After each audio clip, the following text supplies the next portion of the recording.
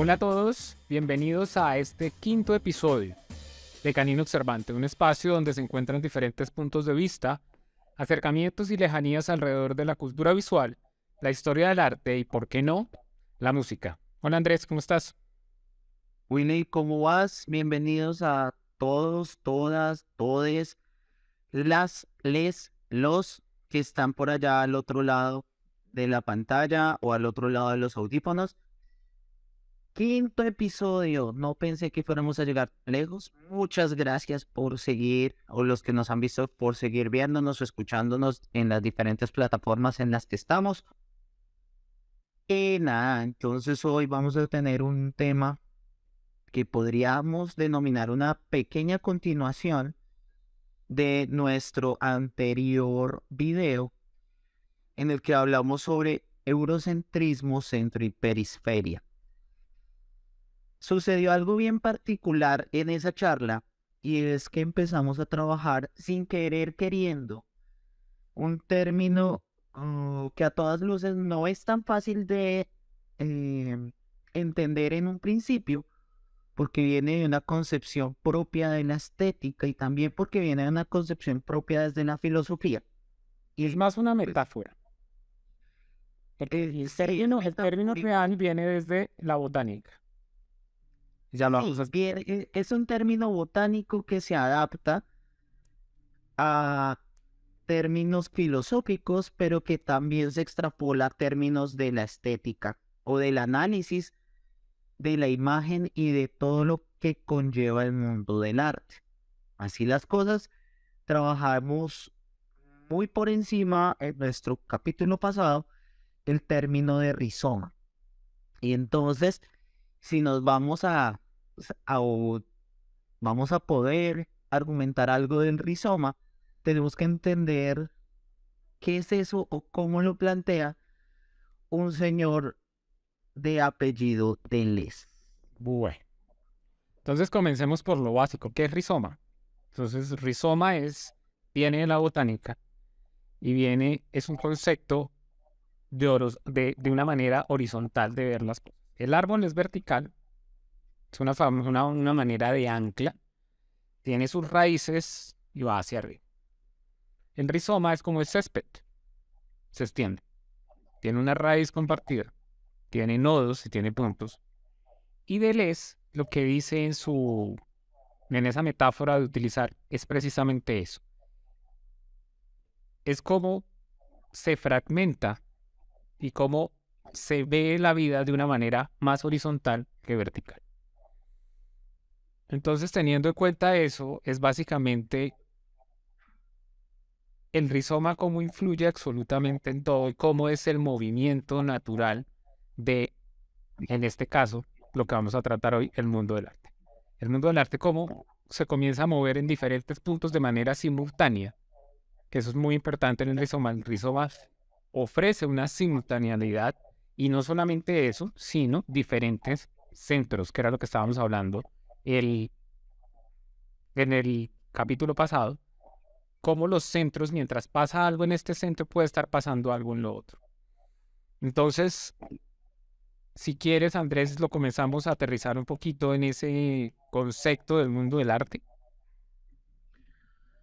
Bueno, esta charla tiene que partir necesariamente de la concepción no solamente del rizoma como tal, ¿sí? De la extensión, pues, del césped, que es una lindísima metáfora, frente a sus conexiones, sus nodos, sus campos, es decir, lo central, lo periférico.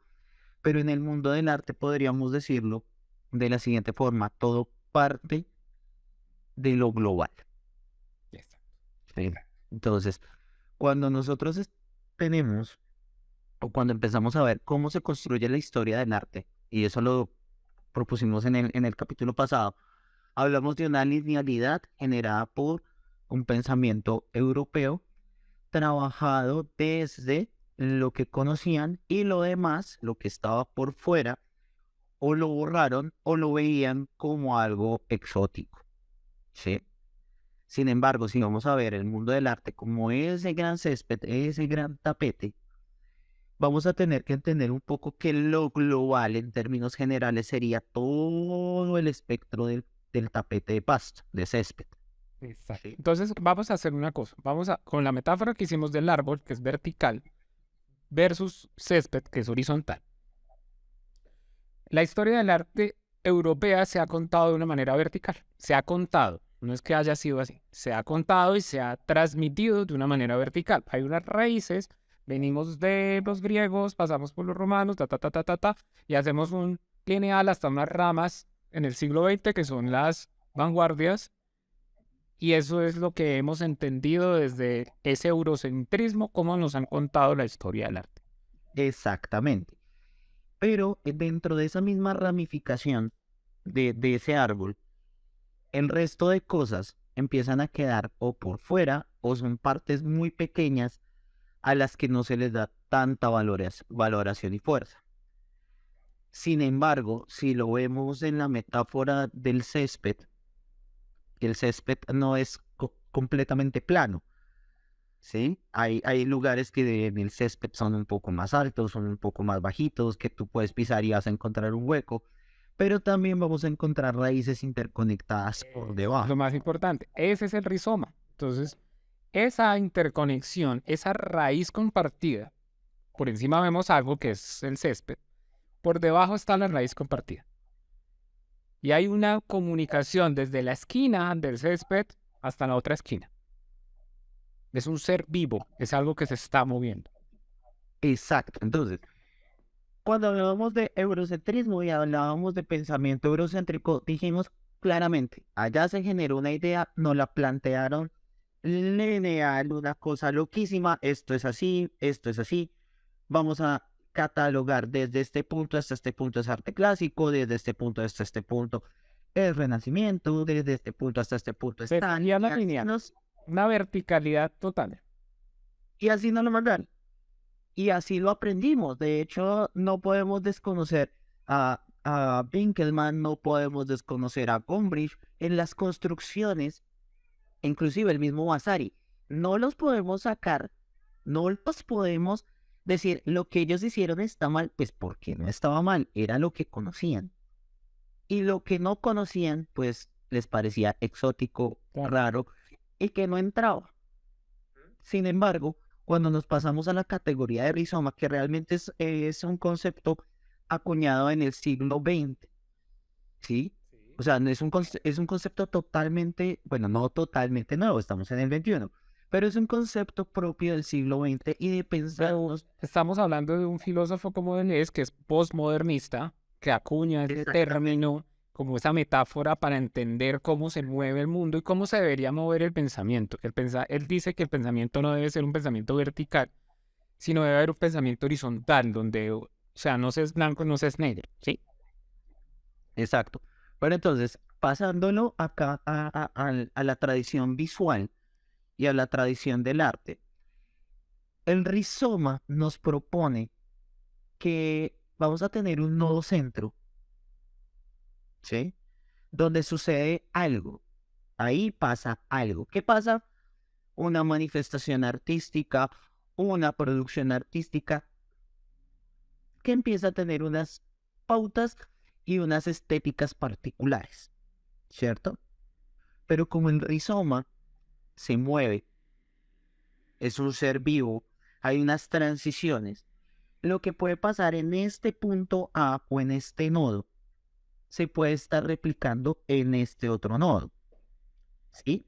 Pero para que esta información de acá llegue acá, tiene que empezar a viajar a través de esos pequeños filamentos, de esas pequeñas líneas que son lo global.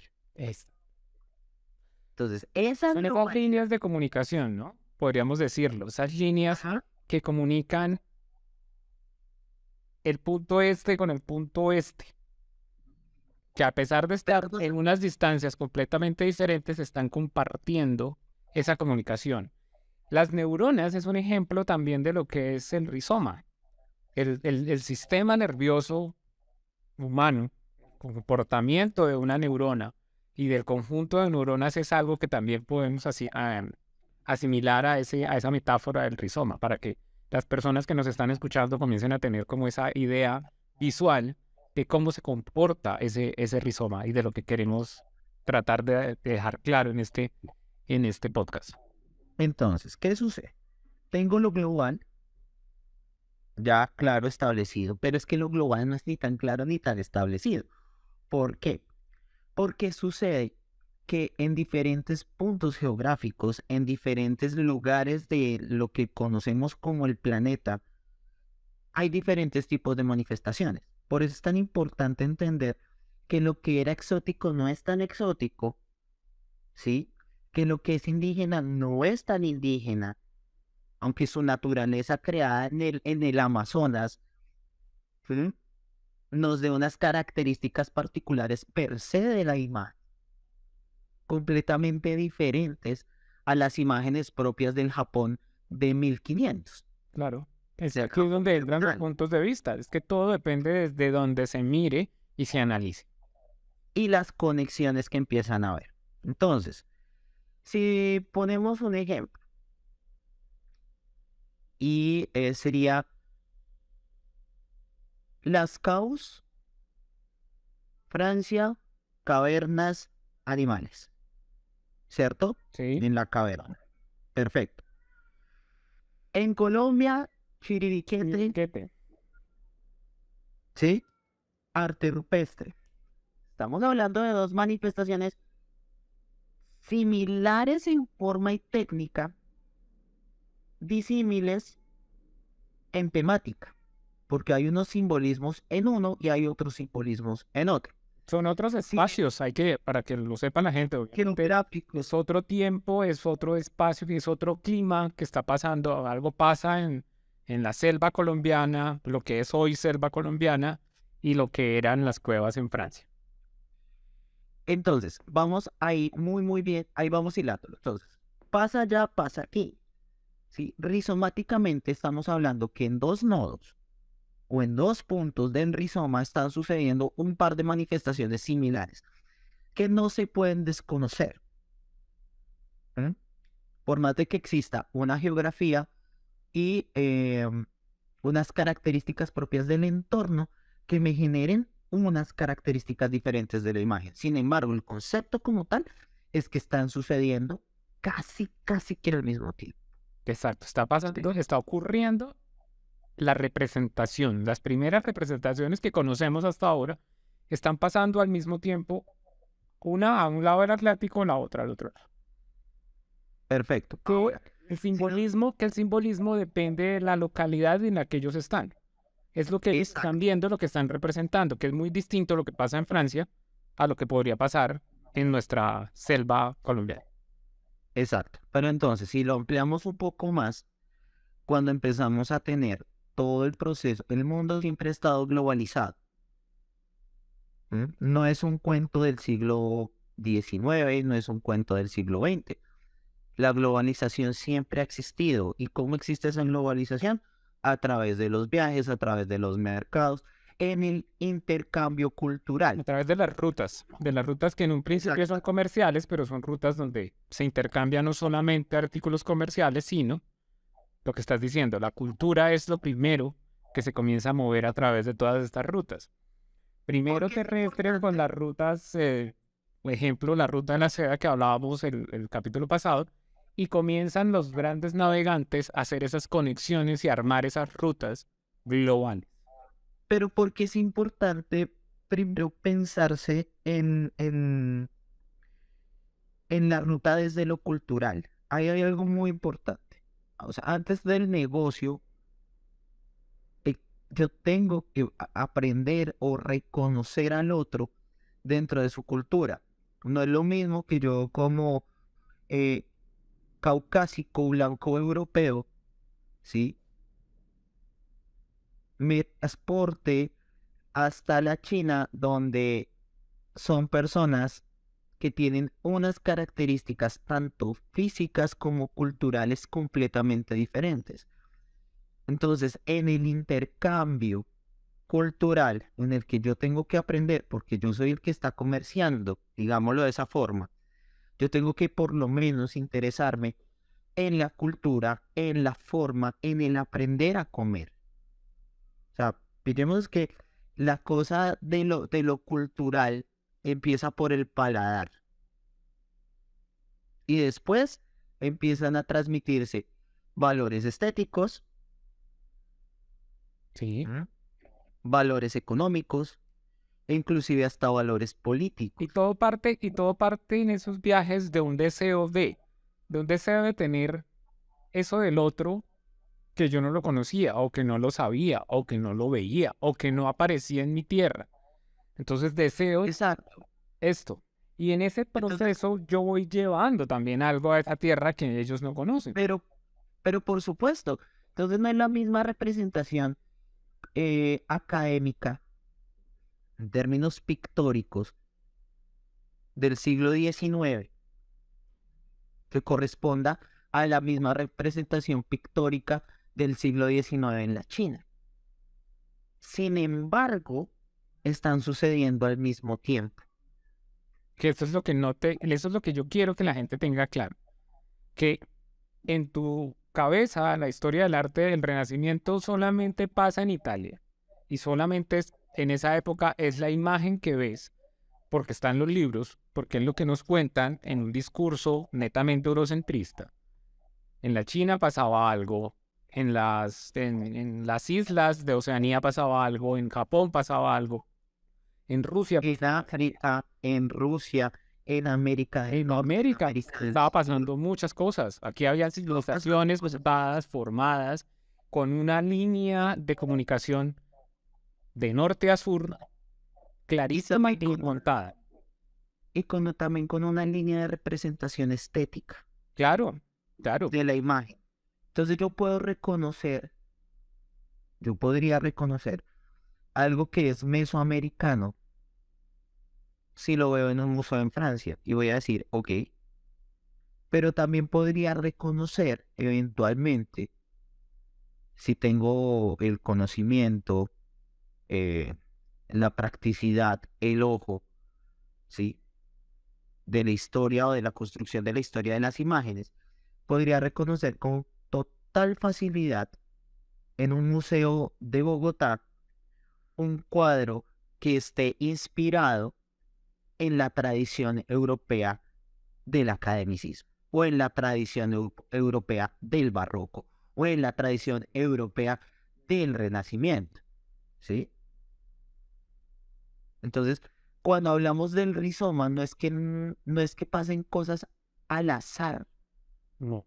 sino que hay unas interconexiones desde la forma cultural en la que voy a, primero, a aportar de aquí para allá y que me aportan de acá para allá, Claro. de allá para acá. Claro, porque cuando se habla del descubrimiento, que es una palabra que a mí personalmente me ofende, en América ya pasaban cosas. En América ya se había llegado por la Polinesia, se había llegado por el norte, se había llegado por el estrecho de Bering, en fin.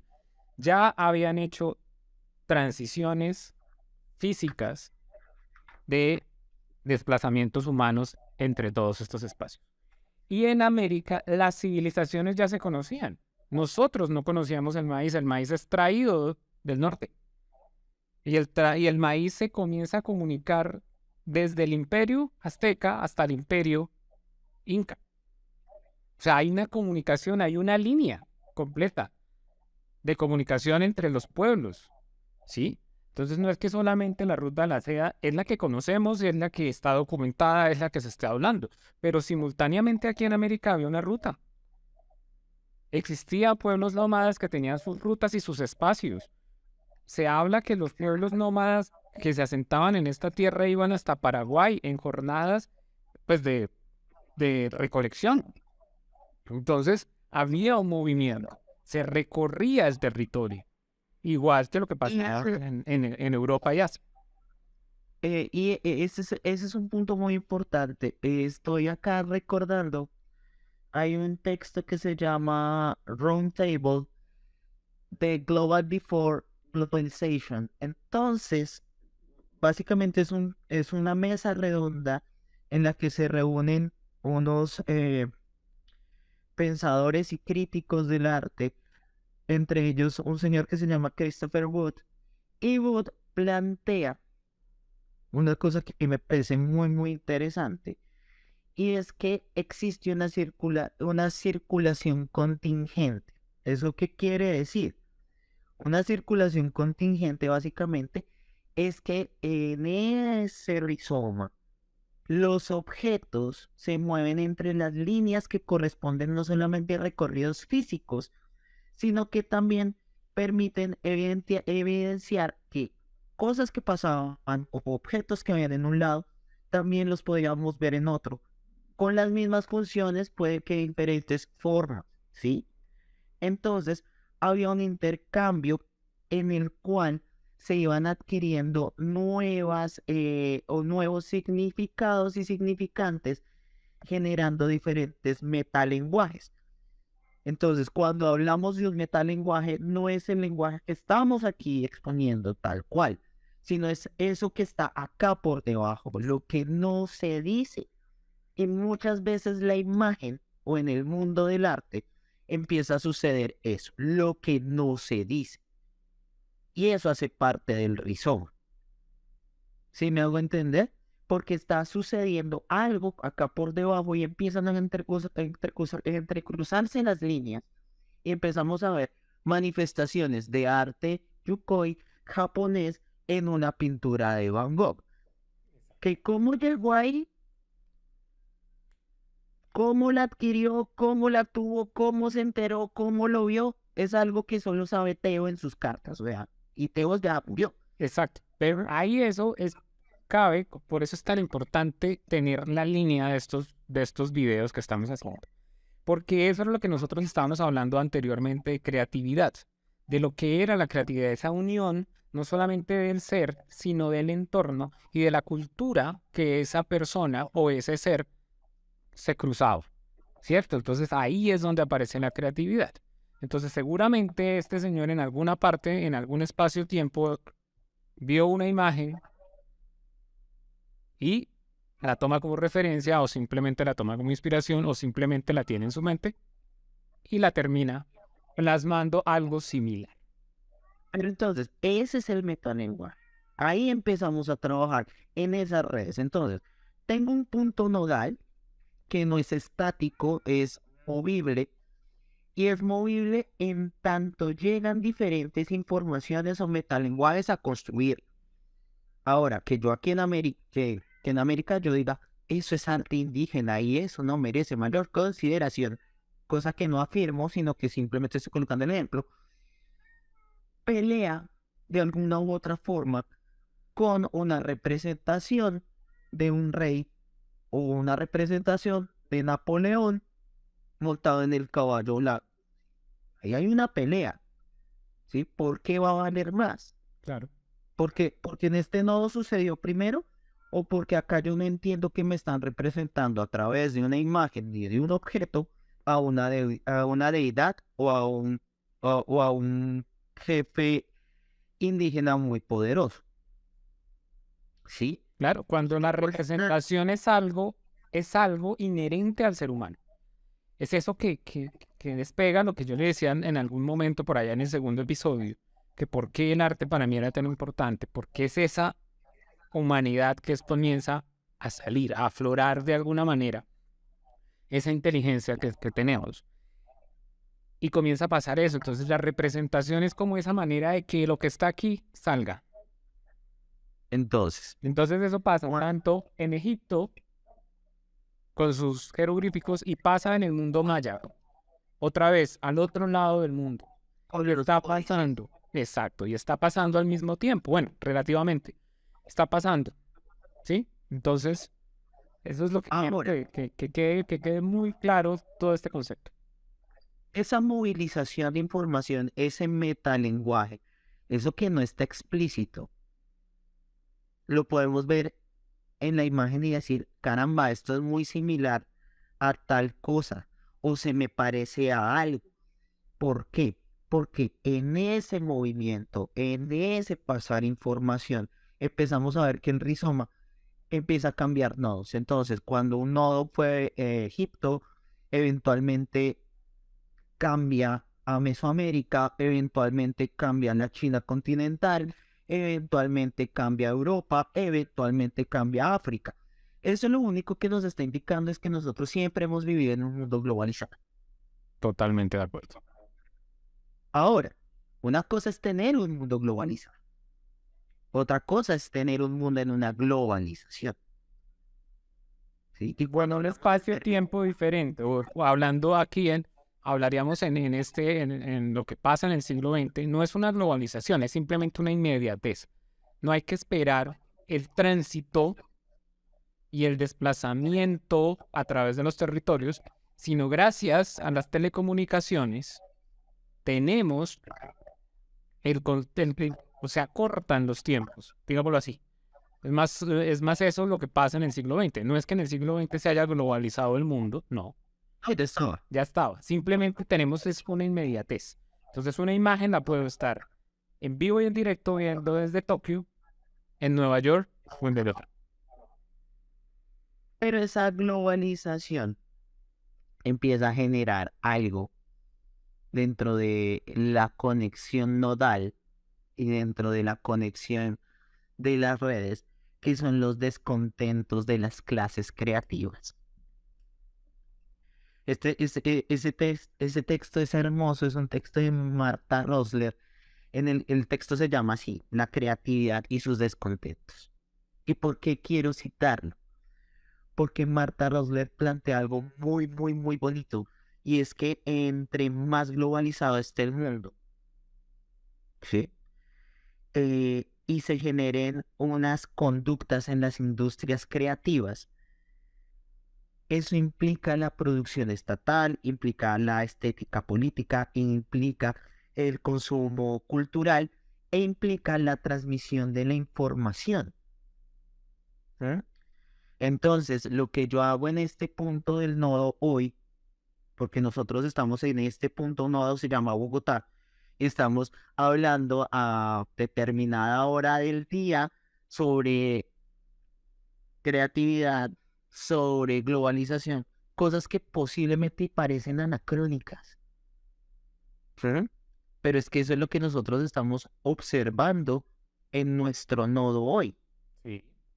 Nuestro nodo, que es un centro en este territorio. Exactamente. Ese es nuestro problema per se.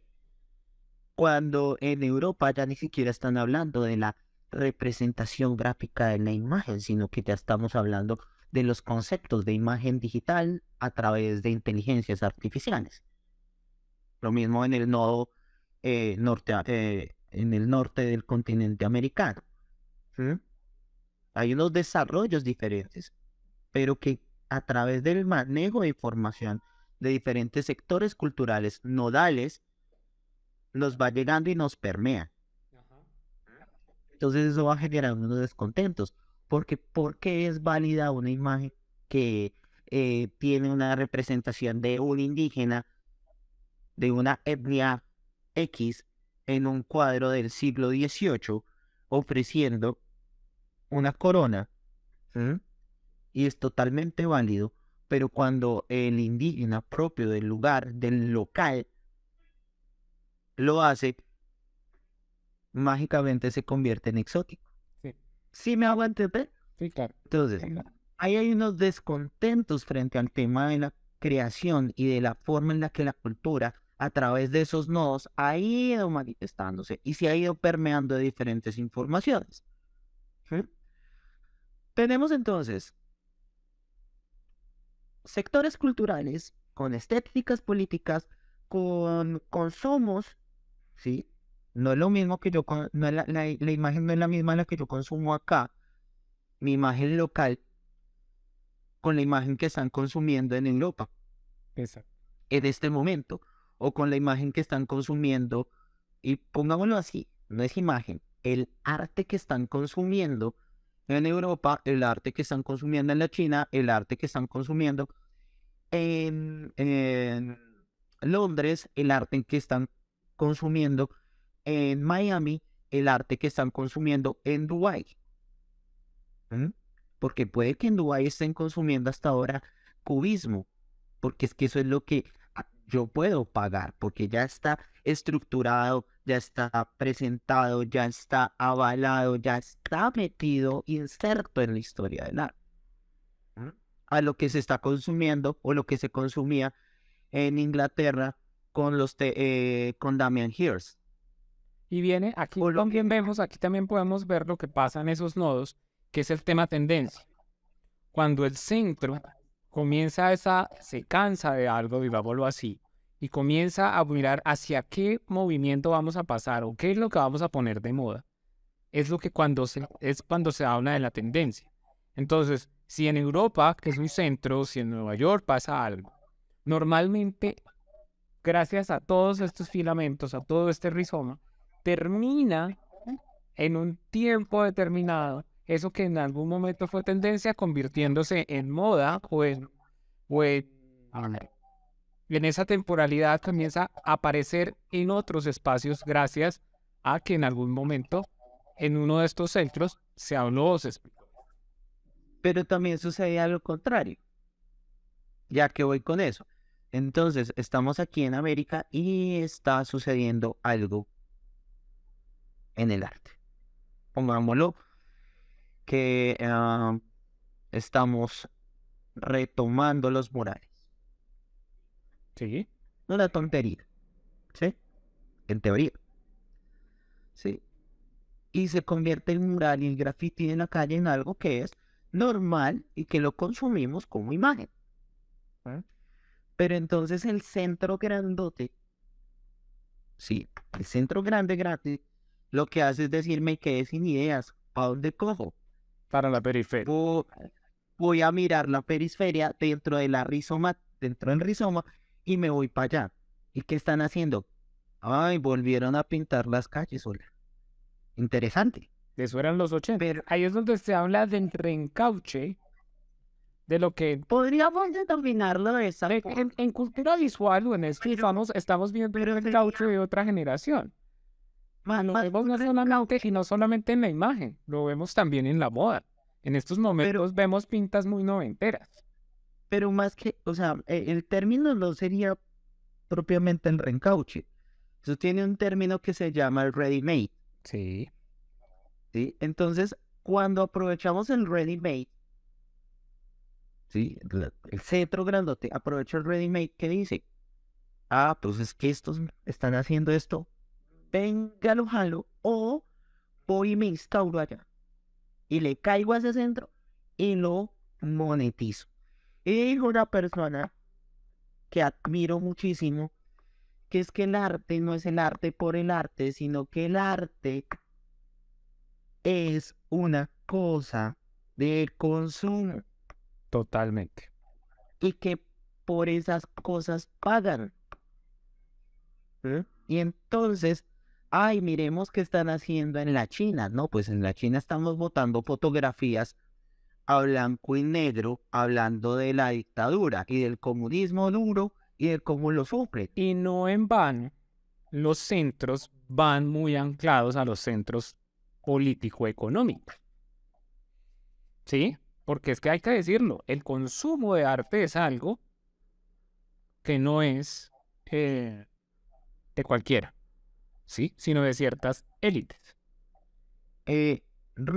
Marta Rosler dice algo muy importante dentro de su texto, y es que la construcción de la imagen depende también, o sea, la imagen empieza a tener también un sentido de servicio social y de servicio político.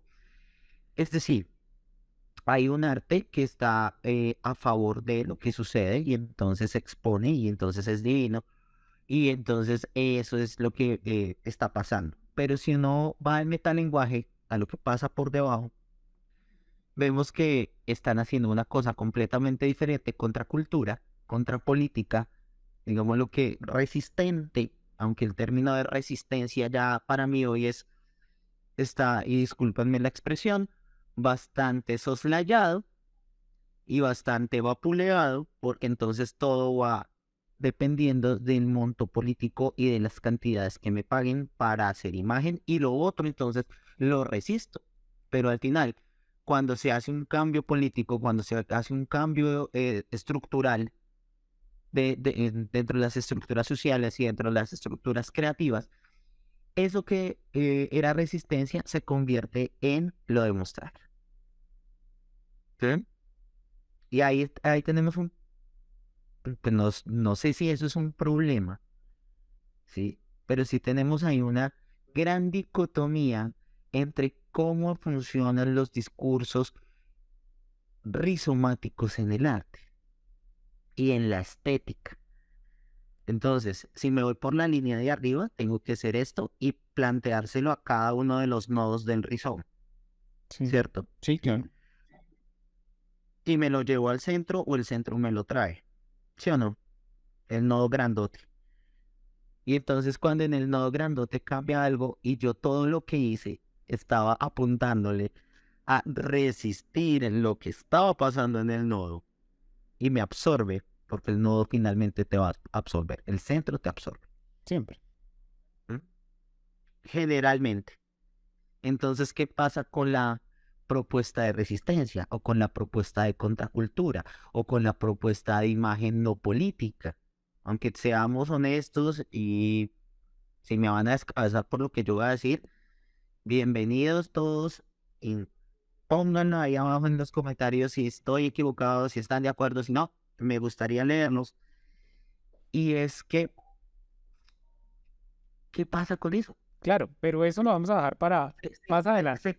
Porque es Se que, convierte en qué? claro, aquí nace un término que quiero que hablemos más adelante. Hoy estamos entendiendo el rizoma, pero aparece ese término que es contracultura. ¿Qué es eso? ¿Cómo Entonces, vamos a mover eso? Pero eso lo vamos a ver más adelante. empiezo a ver que yo no era tan no político, y discúlpenme, pero todas las imágenes que se crean bajo la facilidad o bajo la implementación de una industria cultural de cualquier estado, nación, país, dictadura, no dictadura, monarquía, no monarquía, todas tienen contenido político. Cualquier imagen hecha por un humano será con contenido político.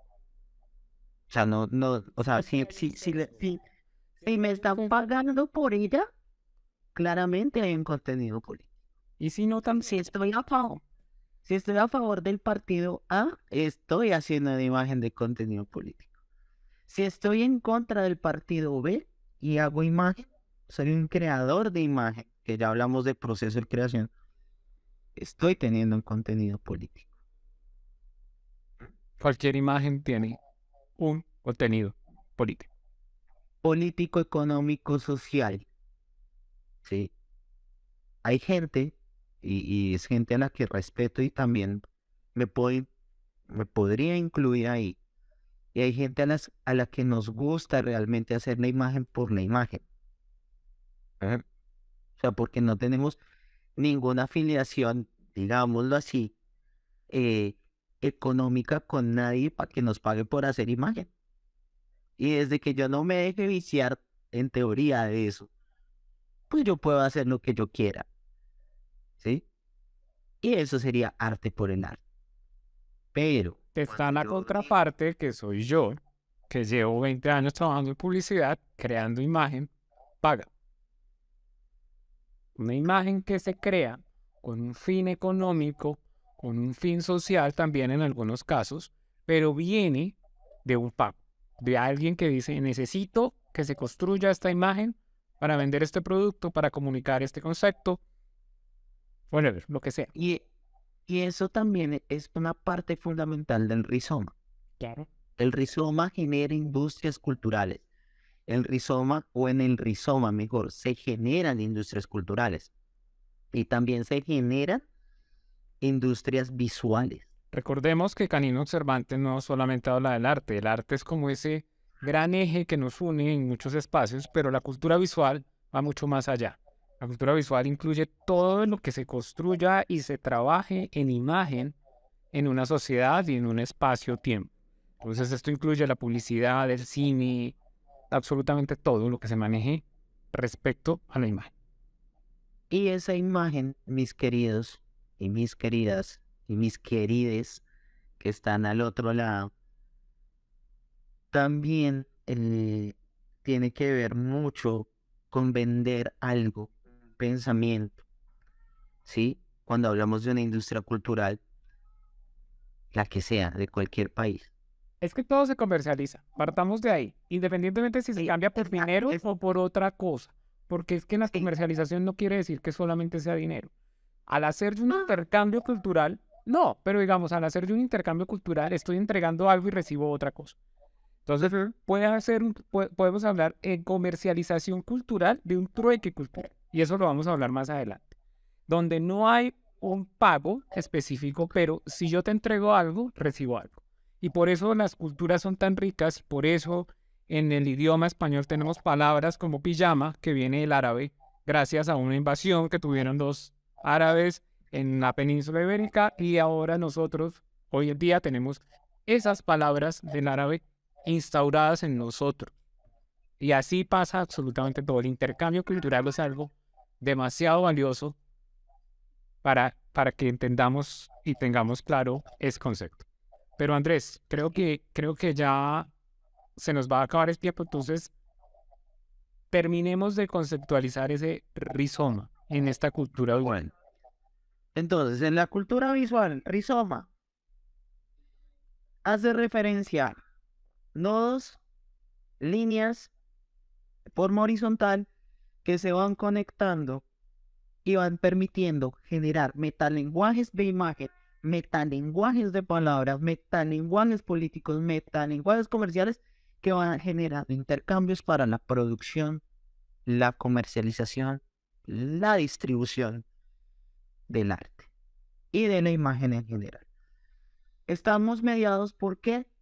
Por la globalización hoy, pero nosotros siempre hemos sido un mundo globalizado. Hablemos más por los medios, por la inmediatez que nos Claro, en los medios inmediatez de lo global, y de la entender, y globalización. entender que todo esto pasa de manera simultánea. De que algo pasó en Nueva York, pero algo está pasando en Sydney, algo pasa en Tokio, algo pasa en Bogotá, algo pasa A en eso, México, algo pasa en Los Ángeles. a eso iba también, a que en el rizoma todo pasa en diferentes nodos, en simultaneidades, y que también en el término del rizoma, en el momento en el que algo no empieza a funcionar en uno de los nodos, pasa directamente a buscar otro nodo y empieza a retomar o a hacerlo ready-made o a apropiarse o a modificar cosas puntuales de un punto local para hacerlo local, para hacerlo global en términos del rizoma. Si no nos quedó claro, todo bien, no hay rollo. Lo podemos seguir ahondando si les gustó este video o este podcast, en este caso. Nada, comentarios. En serio, en serio, en serio, que esos comentarios nos sirven mucho. Pero bueno, eso me gustó esta parte final porque siguen apareciendo términos que hay que definir, aclarar. Teníamos la contracultura, tenemos que aclarar que es algo local, que eso hay que dejarlo un poquito claro, hay que aterrizarlo. Entonces, nada, Canino Cervantes sigue, vamos en esta primera temporada, pero viene una segunda temporada con más términos, con más desarrollo de todo esto que gira alrededor de la cultura visual y que queremos que, pues, que ustedes lo entiendan mejor desde esta humilde opinión de este par de caninos que están acá ladrando sobre Que no lo critiquen. o que le Qué cosa critiquen, tan- claro, eso es parte de todo este debate de este metaverso en el que estamos ahora. Ahora entendiendo todo esto del rizoma, ya podemos hablar de qué son y qué van a hacer esos metaversos. Que no es nada diferente a lo que ya estaba pasando, que es espacios, tiempos diferentes en una manera simultánea.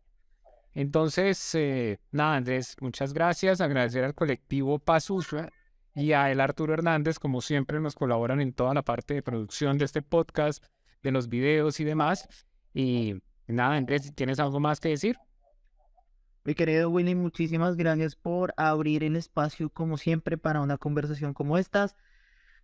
Síganos en nuestras redes, please, Canino Observante. Estamos Twitter, en Instagram, YouTube, Twitter, Instagram, Spotify. YouTube, Spotify. Si a usted no le gusta ver videos, o bien estamos de forma auditiva para acompañarnos y para que ustedes también nos critiquen. A las personas que se han tomado el tiempo de vernos, muchísimas, muchísimas, muchísimas gracias. Nada, entonces estaremos ladrando en una próxima oportunidad y trataremos de ser mucho más contundentes con nuestros significados. Nos vemos en el sexto episodio. Nos vemos en el sexto episodio. Hasta luego, Winnie. Un abrazo.